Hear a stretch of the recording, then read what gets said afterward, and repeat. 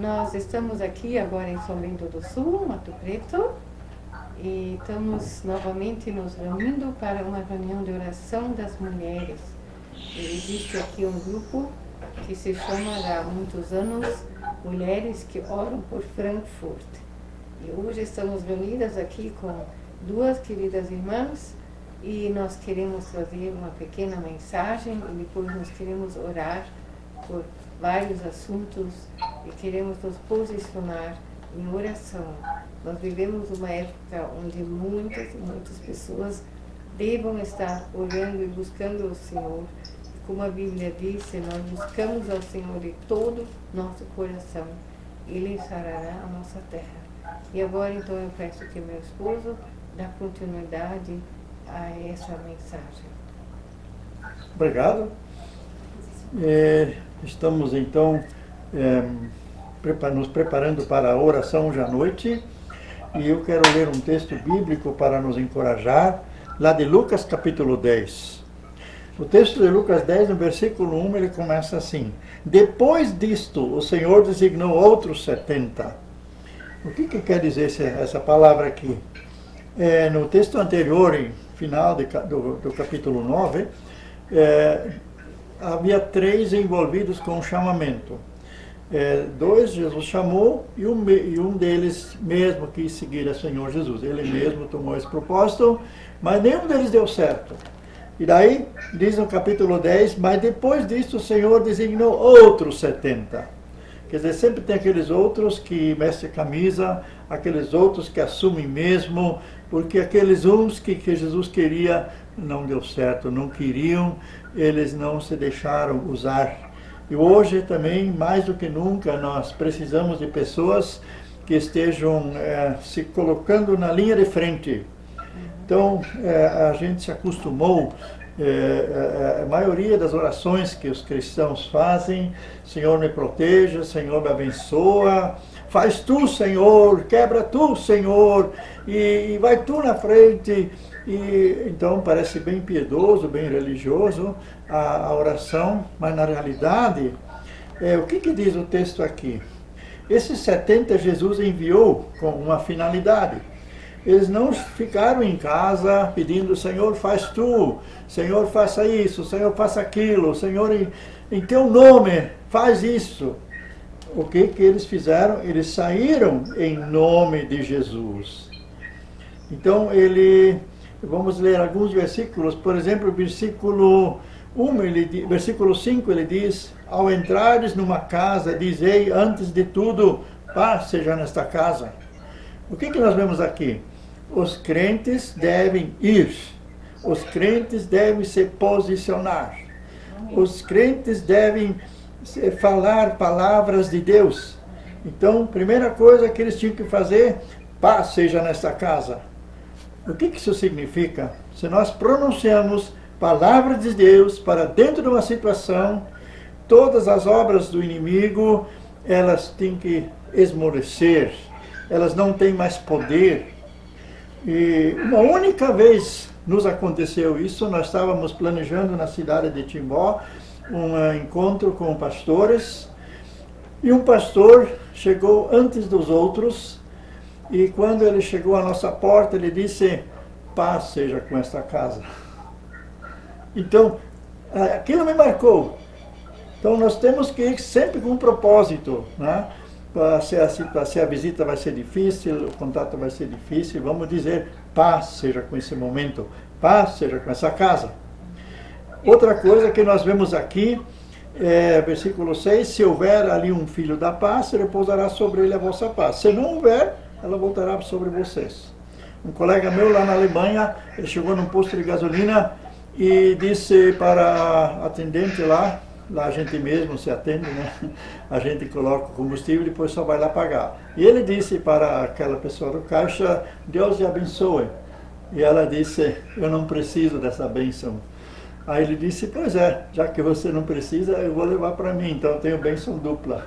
Porque está escrito na Bíblia: se o outro não recebe, fica para mim.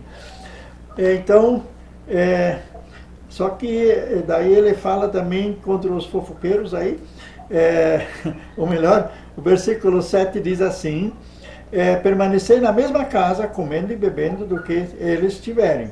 Porque digno é o trabalhador do seu salário, não andeis mudar de casa em casa. Isso é uma receita também para pessoas que fazem visitas em nome de Jesus, visitas por causa da comunidade, visitam pessoas. Então, se acontece que você vai numa casa e eles começam a falar mal de um irmão. E se você dá atenção para isso, você já tem muitas informações sobre o outro que você vai visitar.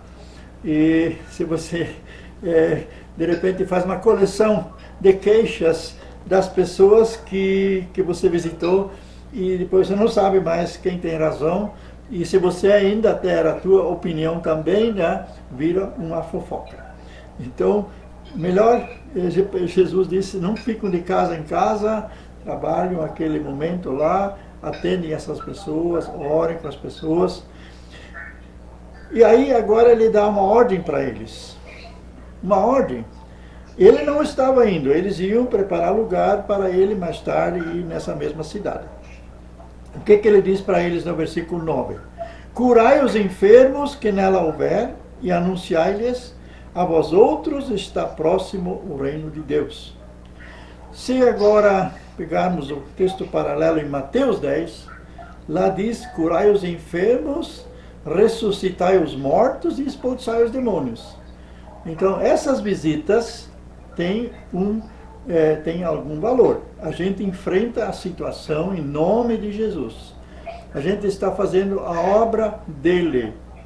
Então, se nós vamos até as pessoas onde Deus nos abre uma porta, nós temos algo a fazer em nome de Jesus.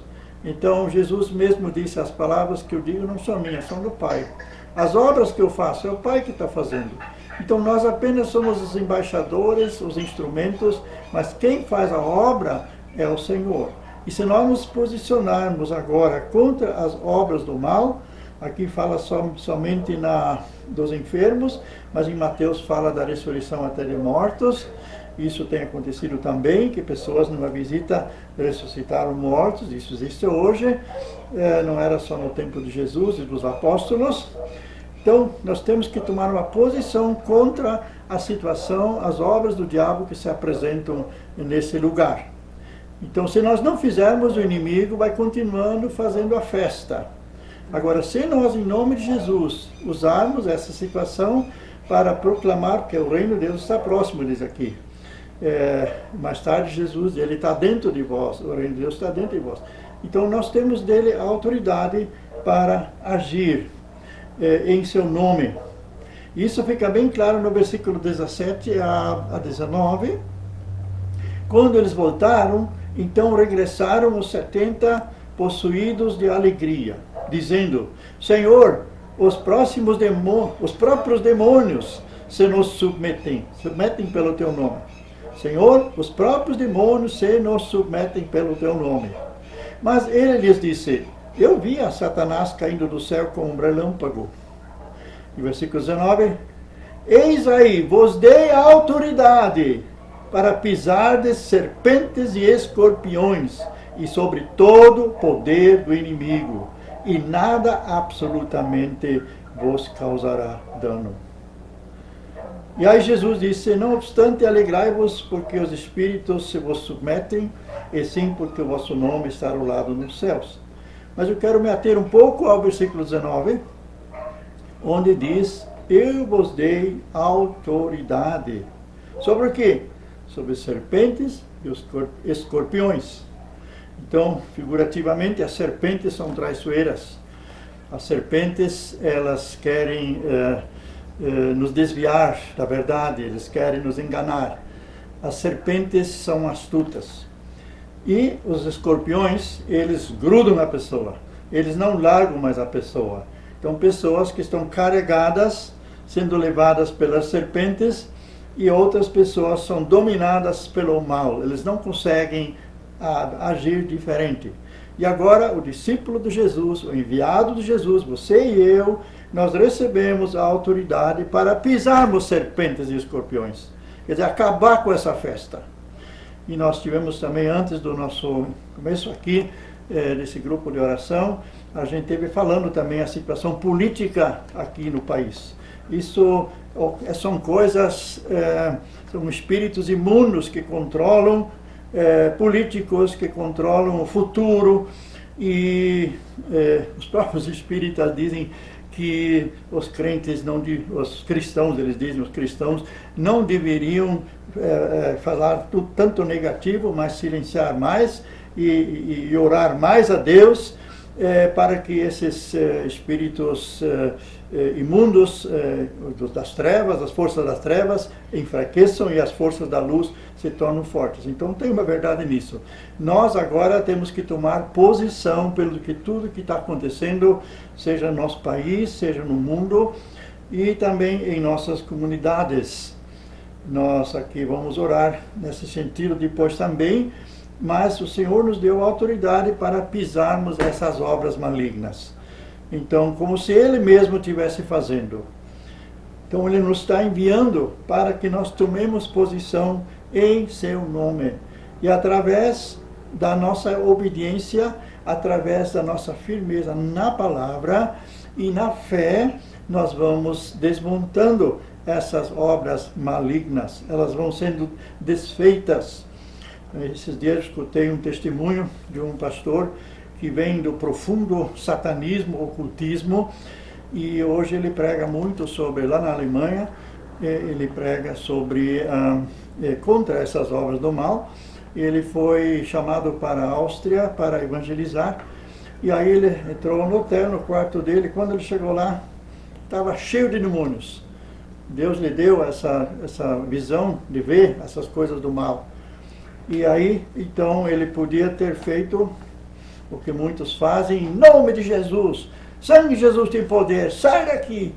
Nada disso ele fez, porque ele não quis fazer um agrado a Satanás, para dizer que Satanás tem poder, ele não queria mencionar esses espíritos, ele não fez nada, simplesmente não fez nada, e os demônios lá dançando. O que ele fez então? Ele começou a cantar, louvar o nome do Senhor Jesus.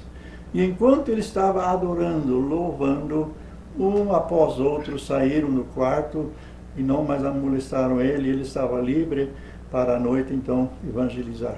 Então tem essas situações também, que nós precisamos de discernimento de espírito para saber o que devemos fazer. Às vezes temos que enfrentar mesmo, pisar.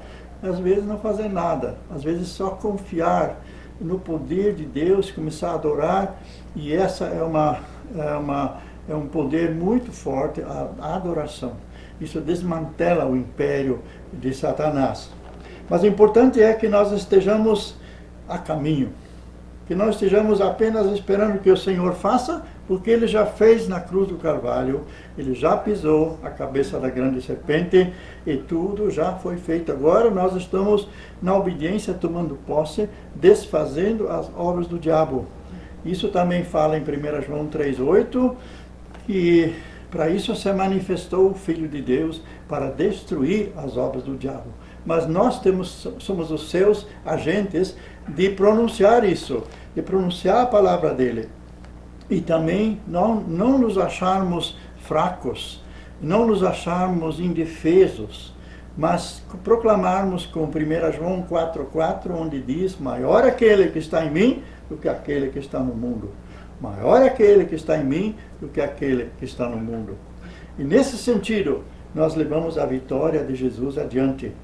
Nós somos os seus representantes, Ele nos chama de seus embaixadores. Deus estava em Cristo, reconciliando com eles o mundo. E agora, Cristo está em nós, para que façamos a sua obra.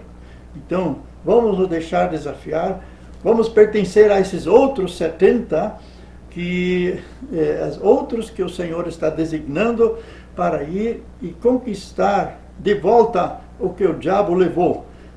Proclamar o reino de Deus com toda a ousadia e sem temer alguma coisa, porque o mal já foi vencido. Vou fazer uma oração agora com os irmãos que nos assistem aí, os irmãos que estão aqui comigo, e também os que nos assistem pelo Face e que nos vão assistir pelo YouTube. Pai, em nome de Jesus, nós te agradecemos que lá na cruz tu já ganhaste a vitória, Tu já derrotaste o inimigo, tu fizeste, conforme Colossenses 2, tu fizeste um triunfo sobre o Satanás e todas essas obras que nos rodeiam. Esse céu que está cheio de nuvens negras espiritualmente, que quer nos fazer parar, que nos quer oprimir. Senhor, muito obrigado que existe ainda a tua vitória, que tu ressuscitaste, tu estás à direita do Pai, e todas as coisas foram colocadas debaixo dos teus pés. E tu nos envias, Senhor, como teus embaixadores, teus representantes, para que essa vitória chegue lá onde tem que chegar. Em nome do Senhor Jesus, eu abençoo cada qual que esteve conosco nesta meditação, e que todos possamos estar unidos como um exército, indo em frente com a espada do Espírito, não usando apenas a proteção das tuas promessas, mas indo em frente com os pés calçados com o Evangelho, as botas do Evangelho, e desembainhando a espada que é a tua palavra. Em nome de Jesus, sejam todos abençoados. Amém.